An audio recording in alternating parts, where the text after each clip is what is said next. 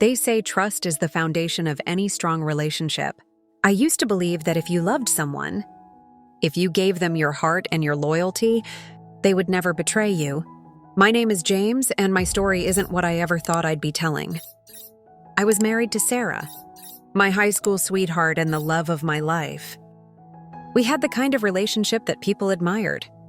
Friends and family saw us as the perfect couple, solid, loving, supportive of each other in every way. I felt lucky to have her, and I believed with all my heart that she felt the same way about me. But then came the night that shattered that illusion. The night I discovered that the woman I trusted most in the world was hiding a secret that would tear my life apart. Let me take you back to the beginning, back to when everything seemed so perfect. Sarah and I met when we were both teenagers. She was that rare combination of beauty, kindness, and intelligence. From the moment I saw her, I was drawn to her. We quickly became inseparable, sharing everything, our dreams, our fears, our deepest secrets. We went to the same college, graduated together, and by the time we were both established in our careers, we were planning our wedding. The day I married her was the happiest day of my life. I stood there looking at her in her white dress, and I thought to myself, this is it.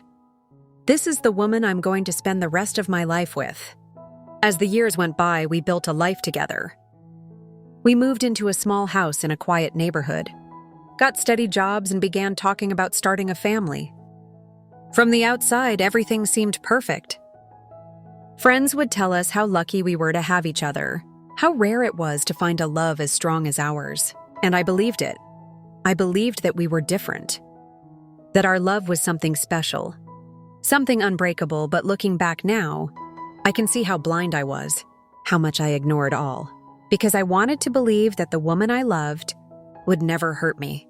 The changes were subtle at first, so small that I almost didn't notice them. Sarah started staying late at work, claiming that her job was demanding more of her time. She worked in marketing, and she said there were new projects, new deadlines, things that required her to stay late or work on weekends. I didn't question it. She was ambitious, driven, and I respected her dedication. But soon her late nights became more frequent. She'd come home hours after her usual time, saying she'd gone out for drinks with some friends, or had stayed back to finish a project. She'd brush it off, telling me not to worry, saying it was all part of her career. At first, I didn't think much of it. We both had our own lives, our own careers. I trusted her completely, and I believed that she would tell me if there was anything going on. But then I started noticing little things that didn't quite add up. She was always on her phone. Even when we were together, she'd be texting or checking her messages. And sometimes if I walked by, she'd tilt the screen away or put it down quickly. She'd laugh at something on her phone. But when I asked her what it was, she'd say, "Oh, nothing," and change the subject. It was small, but it planted a seed of doubt in my mind. The distance between us grew gradually. Almost imperceptibly, we used to talk about everything.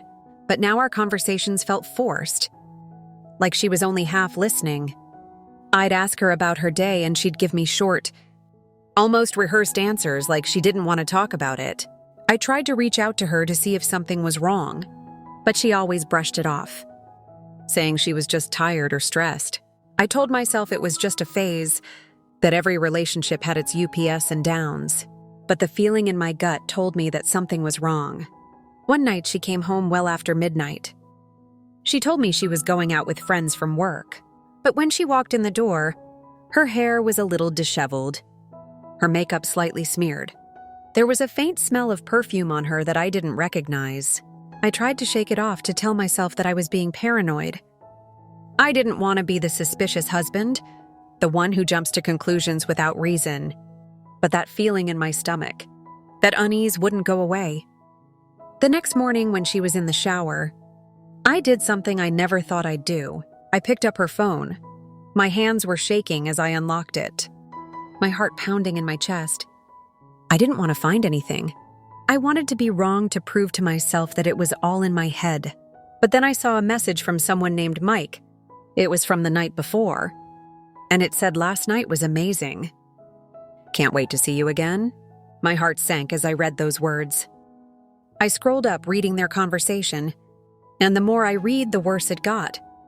They've been meeting up for weeks, maybe even months. He told her how beautiful she was, how much he missed her, how he couldn't wait to see her again. And she replied with things that cut right through me. Things I'll never be able to forget.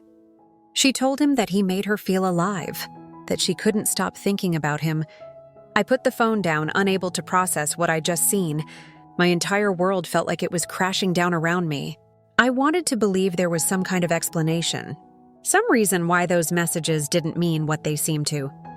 But deep down, I knew the woman I'd loved, the woman I'd given my life to, was betraying me with someone else. That night I couldn't sleep. I lay awake staring at the ceiling, replaying our entire relationship in my mind, trying to figure out where things had gone wrong. I kept asking myself how I hadn't seen the signs sooner, how I'd been so blind the next day. I confronted her. I couldn't keep it in any longer. I asked her who Mike was, trying to keep my tone calm, but I could feel the anger boiling inside me. She looked shocked, like a deer caught in headlights, but she quickly recovered. Brushing it off as if it were nothing, she claimed he was just a friend from work, someone she occasionally talked to. But when I pressed her, her story started to fall apart. She became defensive, accusing me of not trusting her, of invading her privacy. She tried to turn it around on me, making me feel like I was the one in the wrong, but I couldn't ignore what I'd seen. I told her I knew about the messages, that I'd read their conversation. She looked at me for a long moment, and in that silence I saw the truth in her eyes. She admitted to the affair, but she tried to justify it, saying that she'd been feeling lost, that she didn't know how to tell me.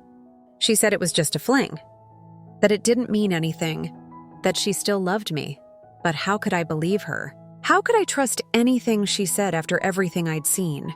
The love I felt for her, the trust I'd built over years, was shattered in an instant. I felt betrayed, humiliated, like everything we'd had together had been a lie. I couldn't stay in that house. I packed a bag and left, not knowing where I was going, only that I couldn't be there with her. The days that followed were a blur of pain and anger.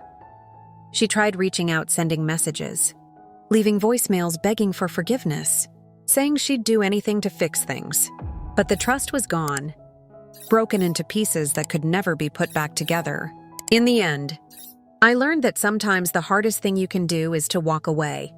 Trust, once broken, is nearly impossible to rebuild. And though the pain was almost unbearable, I knew I couldn't stay in a relationship built on lies and betrayal.